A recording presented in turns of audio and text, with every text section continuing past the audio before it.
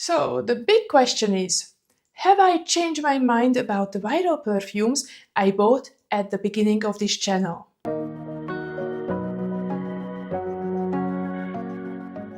A year ago, I reviewed these fragrances with fresh impressions, strong opinions, and probably a little bit too much of optimism. But what happens after the excitement wears off? Which perfumes did I actually reach for? Which ones quietly collected dust, and which ones have now completely left my collection? So today we are revisiting 5 perfumes and finding out where they are now. Before we start, can you believe that I started my channel about a year ago? And it has been such a great journey, and I'm very glad that I actually started it. I got to know you, a lot of great fragrance enthusiasts, and built a lovely community. So thank you for being here.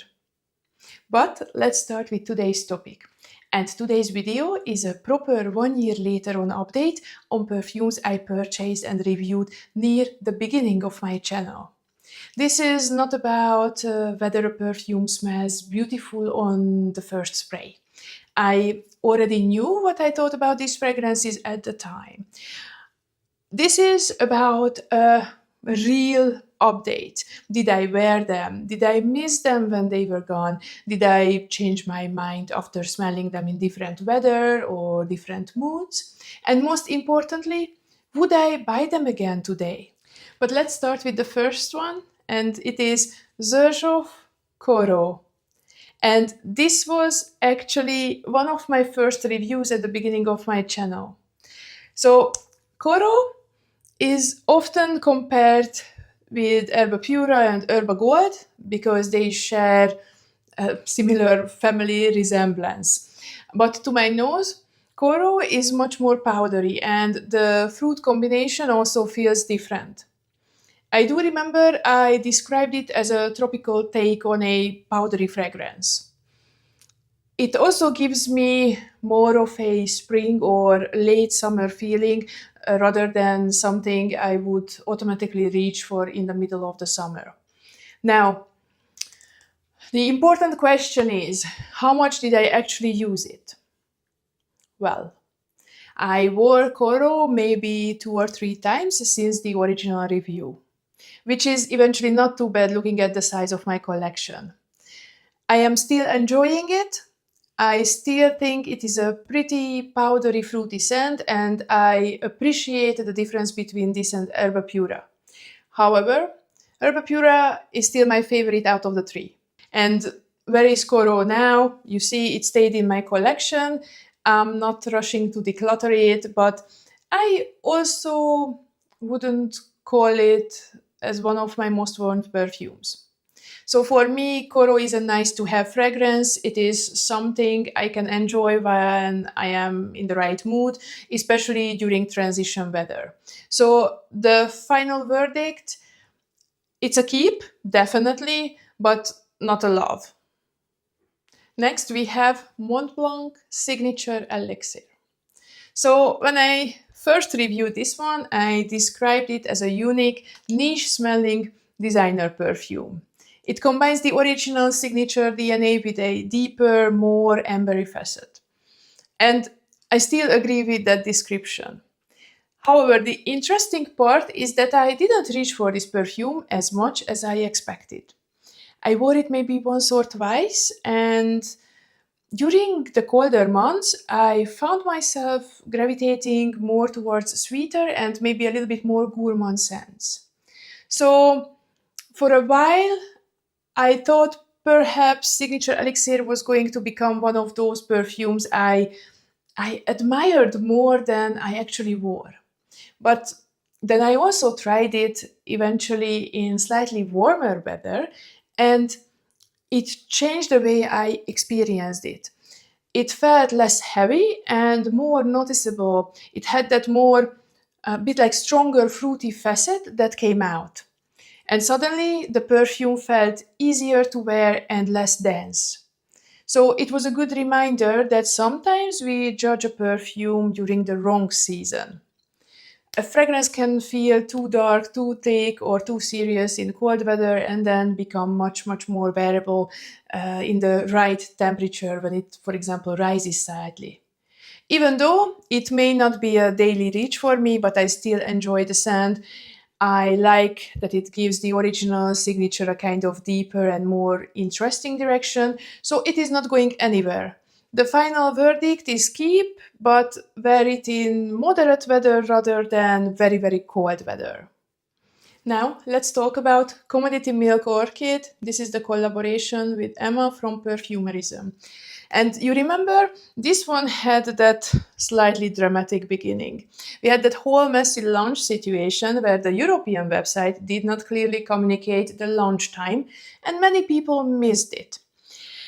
I did it as well, and I was extremely frustrated by that. But eventually, I managed to get the perfume and spent a little bit more time with it. So, my original expectation was that this would be a very milk forward perfume. And honestly, it is less milky than I hoped for. To me, it is much more floral and marshmallow like. There is still a soft, creamy feeling, but the floral character is more prominent than the milky note.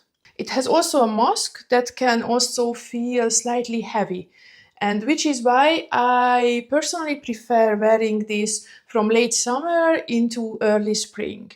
It is not a kind of perfume I would automatically choose for very, very hot weather. The musk becomes then more noticeable, and then the whole fragrance can feel heavier than expected. But eventually, after spending some more time with it, I enjoyed it. I would describe Milk Orchid as floral, soft, marshmallow like, slightly musky, and very comforting. It is not the creamy, milky cloud I imagined from the name, but it is still pleasant and I love it. I am keeping it because I enjoy the scent, but again, I'm warning you, do not buy it expecting a heavy, milky accord. Now we are moving into the perfumes that quietly left my collection. So first up is Paris Corner Khair Peach Delulu, if I'm not mistaken. My initial impression was that the dry down smelled like a peach flavored lozenge. And it sounds fun in theory, but the problem was that there was also an herbal quality that I just couldn't do. And that is something I have learned about peach fragrances. I can enjoy the opening, but if the dry down becomes too medicinal, too woody, herbal, sharp, then usually I stop reaching for them. And this perfume did exactly that for me. It was not an instant dramatic declutter, it was more or less, it slightly left my collection. I kept it for a while, tried to convince myself that I would wear it more, and eventually accepted that it was just not happening. I gifted it to a friend who is very happy with it now, which also actually makes me feel better about the decision. Because a perfume doesn't have to be bad to leave your collection. Sometimes it simply doesn't work with your preferences, your skin, or the way you want to smell. So the final verdict, it got removed. It found a better home with someone who enjoys it more than I did. And then the final perfume is Burberry Goddess Parfum, which also recently left my collection.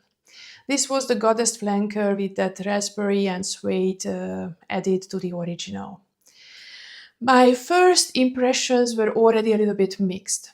I really liked the opening, but that suede note eventually turned into a sharp leather on my skin, and that didn't want to really work for me. This is the one of those perfumes where I really wanted to love it because I really enjoy the original Goddess DNA, but wanting to like a perfume and actually reaching for it are completely two different things. So at the end, I simply didn't enjoy it enough to keep it, and I did not want to just keep it for the sake of owning every versions of Goddess. And that is also something that I'm becoming much better at. I do not need every flanker just because the original fragrance is nice. So I still enjoy the intense version, and I also think this year's new flanker is lovely. But This particular version was just not for me. The raspberry opening was appealing, but the leather became too sharp and took the fragrance in a direction that I did not enjoy personally. So this one left my collection a couple of weeks ago. So again, removed, beautiful concept, but the leather note made it difficult to wear for me. So these were the 5 hyped releases from last year with some mixed emotions. The biggest lesson from this update is that the first impression is only the beginning. The perfume can smell beautiful and still not become part of your lifestyle. You have to see whether you reach for it when you're getting ready, whether it works in different seasons, and whether you actually miss it when it's gone.